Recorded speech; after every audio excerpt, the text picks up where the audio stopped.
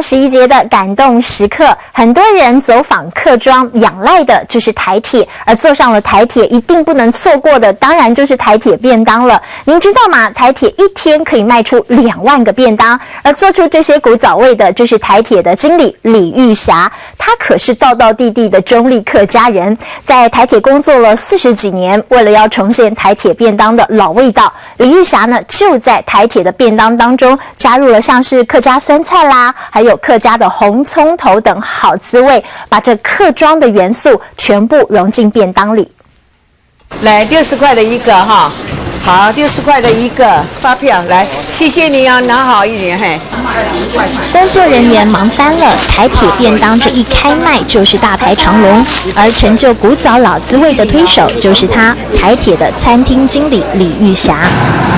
忙里忙外的李玉霞是中立客家人，所以台铁简单的排骨饭里也有浓浓的客家味。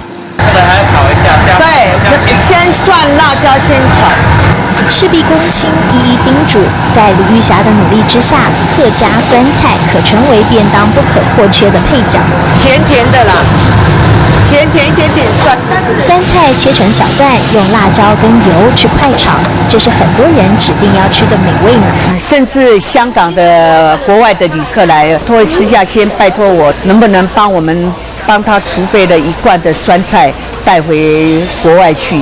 这好滋味红到了国外，因为从排骨的挑选到卤汁的味道，每一个步骤严格把关。为了帮台铁赚钱，还会帮业者量身打造。油豆腐，好放油豆腐。像是要帮客家地区做便当，客家风肉就是主菜，而要卤得够味，梅干得要先炒够味。尽量往旁边哦，你那鱼也要有看到整片鱼，这样颜色，这个颜色很漂亮啊。主菜配菜怎么摆才能够挑动老饕的味蕾？李玉霞连这个都很考究。他强调，除了卖相佳，口味也要一绝，所以每个新口味都是他亲自研发。以前在做田里做事啊，油气不够嘛，大家就把那个五花肉卤一卤啊，加个油豆腐啦、咸菜啦，我们也是正往朝这个方向准备，要推出。